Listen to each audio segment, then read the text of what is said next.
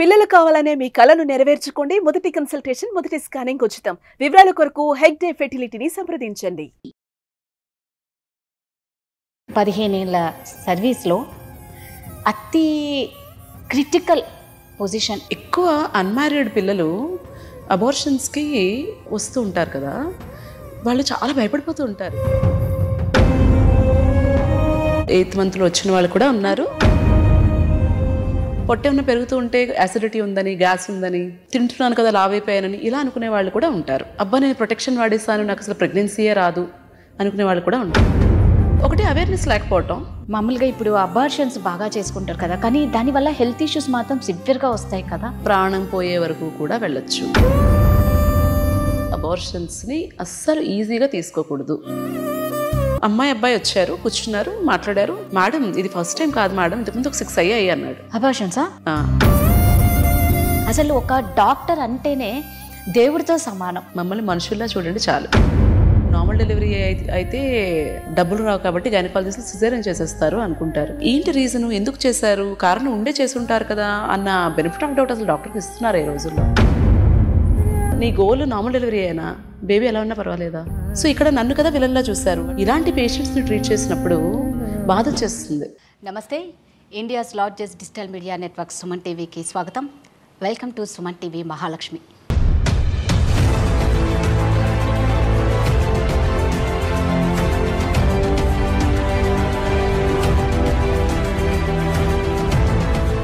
తల్లి జన్మనిస్తే డాక్టర్ పునర్జన్మనిస్తారు.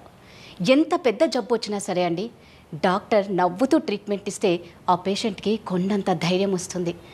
అర్ధరాత్రి అనక అపరాత్రి అనక ఎంత గాఢ నిద్రలో ఉన్నా సరే అండి, ఒక్క కాల్తో డాక్టర్ రియాక్ట్ అయిపోయి ఎంత అలర్ట్గా సర్జరీ చేయాలంటే అది చిన్న విషయం కాదు. అందుకే డాక్టర్లను దేవుళ్లతో సమానం అంటారు. మమ్మల్ని దేవుళ్లతో పోల్చకపోయినా పర్లేదు, కానీ ఒక మనిషిగా గుర్తించండి అంటున్నారు మన మహాలక్ష్మి. తన దగ్గరకు వచ్చే ప్రతి పేషెంట్ని ఒక బిడ్డలాగా, ఒక ఫ్రెండ్ లాగా ట్రీట్ చేస్తారు. అందుకే తన ట్రీట్మెంట్ కోసం ఎంతోమంది వెయిట్ చేస్తూ ఉంటారు. తనే అండి ఇవాల్టి Suman TV Mahalakshmi, gynaecologist doctor Shilpa from Vizag.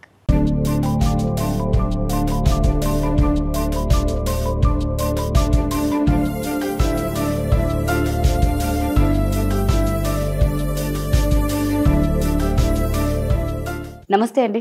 నమస్తే శిల్ప గారు, నేను ఆల్రెడీ ఈ మహాలక్ష్మి గురించి నేను చెప్పా. అంటే మీ లైఫ్ అంతా చాలా కూల్గా వెళ్తుంది, ఆడుతూ పాడుతూ.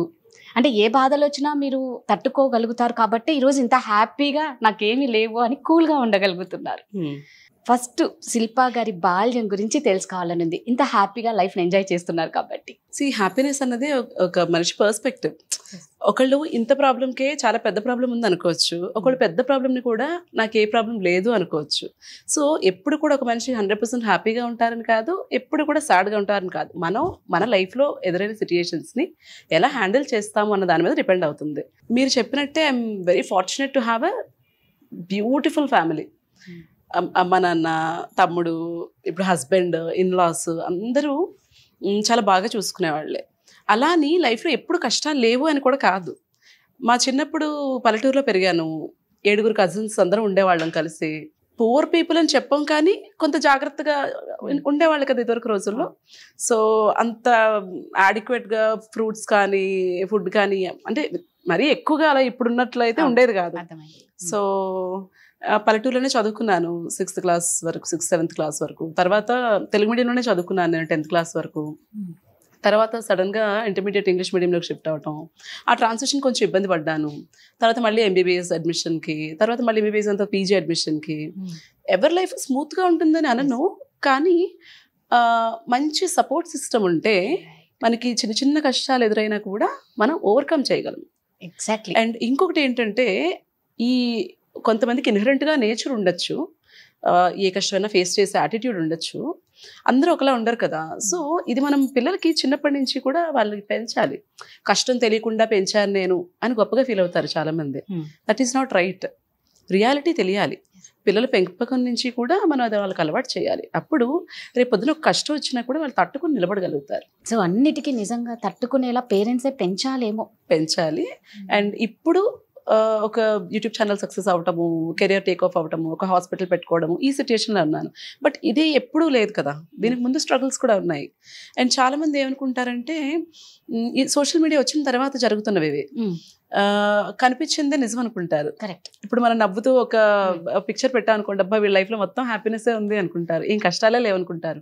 కానీ మనకు తెలియదు కదా, ఇప్పుడు మీకు నేను నవ్వుతూ కనిపిస్తున్నాను, నాకు ఎన్ని ప్రాబ్లమ్స్ ఉన్నాయి మీకు తెలియదు కదా. సో కనిపించినంత నిజం కాదు. ఎవరు కష్టం ఫోటో తీసి పెట్టుకోరు కదా సోషల్ మీడియాలో. పెట్టుకుంటావా? మనం ఏడుస్తూ ఉన్న ఫోటో తీసి పెట్టుకోం కదా. సో ప్రతి మనిషి హ్యాపీగా ఉంటారు, వాళ్ళ కష్టాలు లేవు, నాకే కష్టాలు ఉన్నాయి. ఆ విక్టిమ్ మైండ్ సెట్ అనేది మాత్రం నాకు నచ్చదు. దీనికి ఎగ్జాంపుల్ ఏంటంటే, ఒక లేడీని నేను ట్రీట్ చేశాను, మేబీ 1 year అయినట్టుంది. చాలా మందిని పేషెంట్స్ని చూస్తాం కదా, అన్ని గుర్తుండవు, బట్ కొన్ని ఇన్సిడెంట్స్ గుర్తుండిపోతాయి.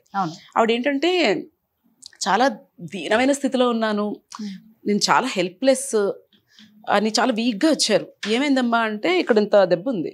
ఏమైందమ్మా అంటే, మా బాబు కొట్టేశాడమ్మా నన్ను అని చెప్పాడు. ఏం చదువుతున్నాడు అంటే ఇంజనీరింగ్ చదువుతున్నాడు. ఇంజనీరింగ్ చదువుతున్న బాబు 40 ఏళ్ల తల్లిని కొట్టడం ఏంటి, ఎందుకు అలా అయింది అంటే, ఏం చేస్తామమ్మా నా పరిస్థితి అంతా, నా హస్బెండ్ నన్ను వదిలేసి వెళ్ళిపోయారు, మరి హస్బెండ్ లేనప్పుడు పిల్లలు ఎలా ఉంటారు, ఇలాగే కదా ఉంటారు, ఎందుకు ఉండాలి, అదే కదా, ఎందుకు ఉండాలి, మిమ్మల్ని నేను పెథటిక్, నాకు చేత కాదు, నేను ఇంతే అని మీరు యాక్సెప్ట్ చేసి మీరు ఒక వీక్ ఉమెన్ అయినప్పుడు ఆటోమేటిక్గా మీ పిల్లలు కూడా మిమ్మల్ని అలాగే చూస్తారు. మనకి మనం రెస్పెక్ట్ ఇచ్చుకోకపోతే మనకి ఎక్కడ రెస్పెక్ట్ దొరకదు, ఫ్యామిలీలోనూ దొరకదు, బయట దొరకదు. సో ఆ విక్టిమ్ మైండ్ సెట్ అనేది ఉండొద్దు అంటాను నేను. కష్టాలు ఎవరికైనా ఉండొచ్చు, నాకు చాలా పెద్ద కష్టం వచ్చింది 3 ఏళ్ల క్రితం, అది ఓవర్కమ్ అయింది, రేపు పొద్దున వస్తుందేమో ఏమో, అలాంటి లైఫ్ ఆపేయలేం కదా. అయ్యో నాకే ఎందుకు ఇలా వచ్చింది అని ఉండిపోతే ముందుకెలా వెళ్తాం, ముందుకెళ్ళలేం కదా. అంటే గైనకాలజిస్ట్ డాక్టర్ కాబట్టి రకరకాల కేసెస్ చూసింటారు శిల్పా గారు.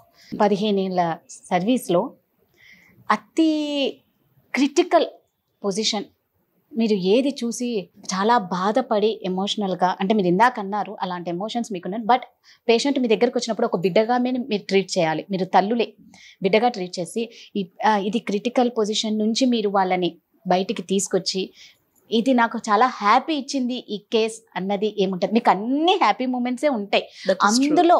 ఎగ్జాక్ట్లీ, అందులో ఏదైనా ఒక్కటి ఇంకా క్రిటికల్ అంటే ఇంకా మనం కొన్ని కేసెస్ హ్యాండ్ వదిలేస్తారు. బై డిఫాల్ట్ గైనకాలజీలో అవుట్కమ్ అనేది గుడ్డే ఉండాలి. ఒక న్యూరో సర్జరీ అంటే బ్రెయిన్ సర్జరీనో హార్ట్ సర్జరీనో ఒకవేళ ఫెయిల్ అయింది, లేకపోతే ఇంత రిస్క్ ఉంది ఫెయిల్ అవడానికి, లేకపోతే పేషెంట్ డెత్ అవడానికి, హై రిస్క్ కేసెస్ ఉంటాయి. బట్ గైనిక్లో outcome has to be good. ఎందుకు? ఏదో డెలివరీకి వస్తారు, లేకపోతే యూట్రస్ రిమూవల్ సర్జరీస్కో, ఓవేరియన్ సిస్ట్ రిమూవల్ సర్జరీస్కో, ఇలాంటి వాటికి వస్తుంటారు. సో అవుట్కమ్ అన్నది ఎప్పుడు కూడా బాగా, it has to be good. So ప్రతి కేసులోనూ చాలా సాటిస్ఫాక్షన్ ఉంటుంది. ఎందుకంటే మీరు అనుకోవచ్చు డెలివరీస్ కాకుండా ఇంకేమన్నా క్రిటికల్గా హ్యాండిల్ చేశారని, మీరు అలా అనుకుంటున్నారు కదా. కానీ ఒక లేడీకి చైల్డ్ బర్త్ అనేది ఎన్నిసార్లు వస్తుంది? 1 or 2 అంతే కదా. సో ప్రతి ప్రెగ్నెన్సీ ప్రెషియస్, ప్రతి లైఫ్ ప్రెషియస్. సో ఏ కేసు హ్యాండిల్ చేసినప్పుడు కూడా ఆ బేబీ డెలివరీ వాళ్ళకి ఇస్తున్నప్పుడు వాళ్ళకి ఎంత ఆనందం ఉంటుందో నాకు కూడా అంతే ఆనందం ఉంటుంది. బట్ స్పెసిఫిక్గా మీరు అడుగుతున్నారు కాబట్టి చెప్పాలి అంటే, ఎక్కువ అన్మ్యారీడ్ పిల్లలు అబార్షన్స్కి వస్తూ ఉంటారు కదా, వాళ్ళు చాలా భయపడిపోతూ ఉంటారు. అంటే ఇమాజిన్ ఒక అమ్మాయి ప్రెగ్నెంట్ అయిందంటే అది అమ్మాయిది ఒక్కదాని తప్పు కాదు కదా. కరెక్ట్. మరి ఎవరైనా అబ్బాయి గురించి మాట్లాడతారా? నువ్వేం చేస్తున్నావు, నీకు పీరియడ్ రాకపోతే టెస్ట్ చేసుకోవాలి కదా, ఆ మాత్రం తెలీదా అని అనేస్తారు ఈజీగా కదా. పేరెంట్స్కి చెప్పుకోలేదు, సపోర్ట్ చేసే ఫ్రెండ్స్ ఉండకపోవచ్చు, అది చేసిన మనిషి కనపడ్డు ఆ టైంలో, నువ్వే ప్రపంచం అంటాడు, ఆ మనిషి కనపడ్డు, ఎక్కడికి వెళ్తుంది అమ్మాయి? అలాంటి మనిషి వచ్చినప్పుడు నేను కూడా అదే అంటే ఏమైపోతుంది అమ్మాయి?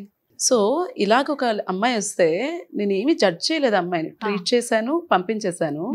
వెళ్ళిపోయేటప్పుడు కాళ్ళు పట్టేసుకుంది ఓపీలో. మరి అంతే కదా, అంత ఎమోషనల్ అయిపోయింది. Is it a big thing? No, it's just an abortion. But is it a big thing for the lady?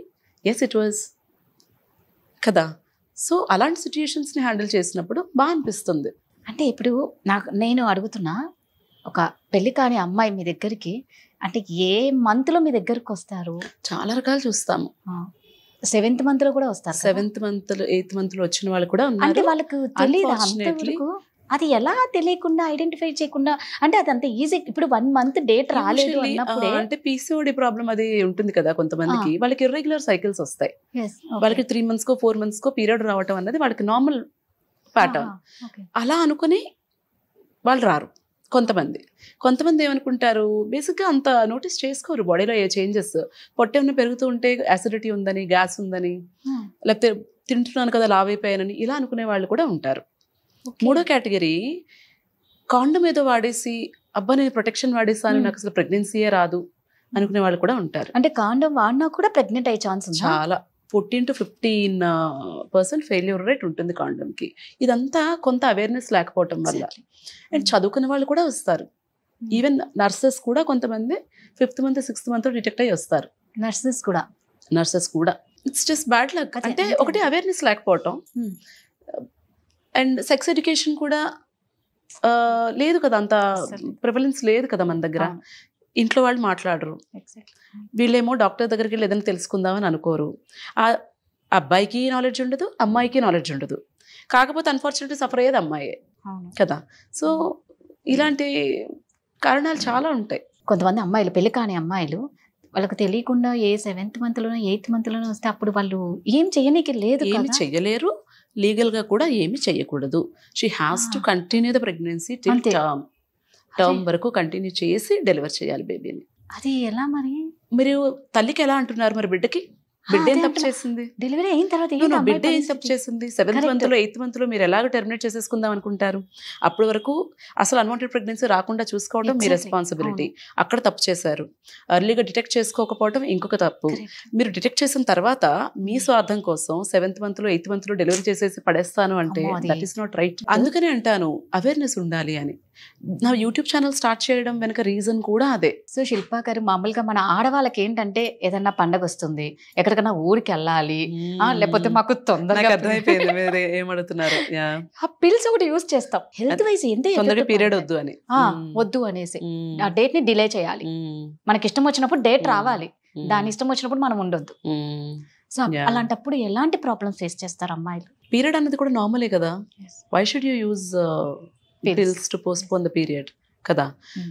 గుడికి వెళ్ళకూడదు అంటారు. నాకైతే అది నమ్మకం లేదు. నేను ఈ రోజు వరకు నేను కానీ మా ఇంట్లో వాళ్ళు కానీ ఒక్క రోజు కూడా పీరియడ్ పోస్ట్పోన్మెంట్ పిల్ వేసుకోలేదు. నేను పేషెంట్స్ కూడా అదే చెప్తాను, వద్దు అని చెప్తాను. అయినా కూడా వినకుండా కొంతమంది అయితే వాళ్ళ హ్యాండ్ బ్యాగ్లో పెట్టుకొని తిరుగుతూ ఉంటారు, ఏ అవసరం వచ్చినా మింగేస్తూ ఉంటారు.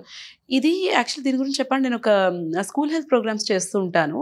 ఆ స్కూల్ హెల్త్ ప్రోగ్రామ్కి వెళ్ళినప్పుడు ఒక 8th class అమ్మాయి అడిగింది నన్ను, మేడం పీరియడ్ పోస్ట్పోన్మెంట్కి పిల్స్ వేసుకుంటారు కదా, అది వేసుకోవచ్చా అని. అసలు 8th class అమ్మాయికి అది ఎలా తెలిసిందన్నది నాకు అర్థం కాలేదు. అంటే అంత ఎక్కువగా ఇంట్లో వాళ్ళంతా దాన్ని అబ్యూస్ చేస్తున్నారు. సో ఈ పీరియడ్ పోస్ట్పోన్మెంట్ అన్న రీజన్ కోసం ఆ పిల్ని డిజైన్ చేయలేదు. We all practise evidence based medicine. అంటే ఒక టాబ్లెట్ ఇవ్వాలి అంటే అది ఎందుకు ఇవ్వాలి, దానికి ఈ కండిషన్స్కి ఈ టాబ్లెట్ ప్రిస్క్రైబ్ చేయాలని ఉంటుంది. ఎక్కడ కూడా మెడికల్ సైన్స్లో పీరియడ్ పోస్ట్పోన్ చేసుకోవడానికి ఈ టాబ్లెట్స్ వాడుకోండి అని ఉండదు. ఇండియాలో మన కల్చర్ వైజ్ కొంతమంది అడుగుతూ ఉంటారు, బట్ దీన్ని అదే పనిగా అబ్యూస్ చేయకూడదు. ఒక్కొక్కసారి ఒక లేడీని చూశాను నేను, తనకి రావడమే చాలా సివియర్ పెయిన్తో వచ్చారు. చూస్తే ఐ థింక్ ఒక 1 లీటరో 1.5 లీటర్స్ బ్లడ్ ట్యూబ్లో ప్రెగ్నెన్సీ వచ్చేసి అది పగిలిపోయి అక్యుములేట్ అయిపోయింది. Then I had to do an emergency surgery to save her. ఒక 3 ప్యాకెట్ల బ్లడ్ పెట్టాల్సి వచ్చింది. ఇదంతా ఎందుకైంది? ఇలాంటి పీరియడ్ పోస్ట్పోన్మెంట్ పిల్స్ వల్ల కూడా అందరికీ ప్రెగ్నెన్సీస్ ఫెలోపియన్ ట్యూబ్లోనే ఫామ్ అవుతాయి. ఆ ట్యూబ్ మూవ్మెంట్ ఏమైనా కొంచెం స్లో అయిపోయింది అనుకోండి, బేబీ వెళ్ళి అక్కడ అతుక్కొని ఉండిపోతుంది. ఇలాంటి పిల్స్ వల్ల అలాంటి ప్రాబ్లమ్స్ కూడా రావచ్చు. Why do you abuse it? ఇంకొక కండిషన్ చెప్తాను. ఒక అమ్మాయి పెళ్లి ముహూర్తాలు ఉన్న పిల్లలు వస్తూ ఉంటారు కదా, వాళ్ళు వచ్చినప్పుడు యూజువల్లీ ఏం చేస్తారంటే ఇంట్లో చేయాల్సినవన్నీ చేసేసి పీరియడ్ టైం కూడా దాటిపోయి లాస్ట్ మినిట్లో వస్తారు. వచ్చి పీరియడ్ పోస్ట్పోన్మెంట్ పిల్ కావాలి అంటారు. అప్పుడు నేను ఒకటే చెప్తా, ఇది పని చేయొచ్చు, పని చేయకపోవచ్చు. అలానే ఎక్కువ డోసెస్ వేసుకోవటము అది కూడా మంచిది కాదు కదా. ఒక అమ్మాయికి ఇలాగే పెళ్లి రేపు అన్నవరంలో ఉందనగా పాపం అమ్మాయికి ముందు రోజు పీరియడ్ వచ్చేసింది. నేను పిల్ పెట్టిన అమ్మాయికే. రావచ్చు, రాకుండా ఆపలేం కదా. If you come late are if the dose is not adequate అది రావచ్చు, బికాస్ దట్ పిల్ is not design to do that. ఆ అమ్మాయి అయితే నాకు ఇప్పుడు చచ్చిపోవడం తప్ప ఇంకొక దారి లేదు, రేపు పొద్దుట పెళ్ళి ఉంది, నేను ఈ విషయం ఇంట్లో చెప్తే పెళ్ళి ఆపేస్తారు. వై? ఎందుకు ఆపాలి? పీరియడ్ అనేది నార్మల్ కాదా? అంటే పెళ్లి పీటల మీద కూర్చోపెట్టారు కదా, అదే ఎందుకు పెట్టకూడదు అంటారు నేను. అదే మన ఎందుకు పెట్టకూడదు? ఎందుకు పెట్టకూడదు? దానికి మరి ఆ పిల్లల్ని అంత స్ట్రెస్ లో పెట్టడం మంచిదా? అది చెప్పండి. పోయిన నాకు ఆన్సర్ ఇవ్వండి. ఓకే, నేను అగ్రీ అవుతాను, మీకు సెంటిమెంటల్ వాల్యూస్ ఉన్నాయి, మీరు పీటల మీద ఆడపిల్లలు కూర్చోబెట్టకూడదు పీరియడ్ వచ్చినప్పుడు కదా. మరి ఆ అమ్మాయికి అంత మెంటల్ స్ట్రెస్, సూసైడ్ చేసుకోవాలన్నంత బాధ కలిగించడం అనేది అవసరమా? Is it fair? మన సెంటిమెంట్స్ కోసం అమ్మాయిని అంత ఇబ్బంది పెట్టాలా మనం? అండ్ మీరు ఒక ముహూర్తం పెడతారు, ఆ ముహూర్తానికి అమ్మాయికి పీరియడ్ వస్తుందో లేదో తెలుస్తుందా? లేదు కదా. అంటే మామూలుగా అందుకే కదా మన ఆడవాళ్ళకి ముందు డేట్లు చూసి ముహూర్తాలు పెడతారు, కానీ ఇది న్యాచురల్ గా మన చేతిలో లేదు. స్ట్రెస్ తీసుకుంటే గనుక పీరియడ్ డిలే అయిపోవచ్చు, టైంకి వచ్చేయచ్చు. ఎప్పుడైతే కరెక్ట్ టైంకి రావాలి అనుకుంటారో అప్పుడే రాదు. హార్మోన్స్ అన్నవి మన బాడీ ఫంక్షన్ మీద, స్ట్రెస్ లెవెల్స్ మీద, అన్నింటి మీద డిపెండ్ అవుతుంది. అంటే ఇప్పుడు నాకు ఒకటే డౌట్, మరి ఆ పిల్ ఎందుకు చేశారు? ఆ పిల్ రీజన్స్ వేరు యూజ్ చేయడానికి. హెవీ బ్లీడింగ్ అయినప్పుడు వాడతాము, ఎండోమెట్రియం ఏమన్నా కరెక్ట్ చేయాలంటే వాడతాము. పోస్ట్పోన్మెంట్ కి ఎవరు కనిపెట్టలేదే పిల్. దాన్ని దీనిగా యూజ్ చాలా ఎక్కువ అబ్యూస్ చేస్తున్నారు, పిల్లలకు కూడా అలవాటు చేసేస్తున్నారు. పోనీ ఇంట్లో పోనీ అమ్మాయి పెళ్లి ఓకే, మీరు అడిగారు, పెళ్లికి వచ్చే చుట్టాలకి వాడేస్తున్నారు, ఆ చుట్టాల పిల్లలకి వాడేస్తున్నారు. ఎందుకు? మన ఇంట్లో ఫంక్షన్ ఉందంటే మనం మెయిడ్స్ చేత వాడించేస్తున్నాం. డోలో వాడినట్టే. That is not right. You should never abuse your body. Learn to respect your body. ఆ అమ్మాయి పెళ్లి క్యాన్సిల్ అయిందా? చేసుకుంది. మామూలుగా ఇప్పుడు అబార్షన్స్ బాగా చేసుకుంటారు కదా, కానీ దానివల్ల హెల్త్ ఇష్యూస్ మాత్రం సివియర్ గా వస్తాయి కదా. ప్రాణం పోయే వరకు కూడా వెళ్ళొచ్చు. అన్వాంటెడ్ ప్రెగ్నెన్సీస్, అబార్షన్స్ ని అస్సలు ఈజీగా తీసుకోకూడదు. మీకు ఒకవేళ ప్రెగ్నెన్సీ వద్దు అనుకుంటే ప్రాపర్ బర్త్ కంట్రోల్ ఆప్షన్స్ ఏంటి అన్నది go to gynaecologist, discuss and use. మీకున్న సగం జ్ఞానంతో వాడేసి దానికి ప్రెగ్నెన్సీస్ తెచ్చుకొని ఏముందిలే అన్వాంటెడ్ ప్రెగ్నెన్సీ కదా అబార్ట్ అయిపోతుంది అని లైట్ తీసుకోకూడదు.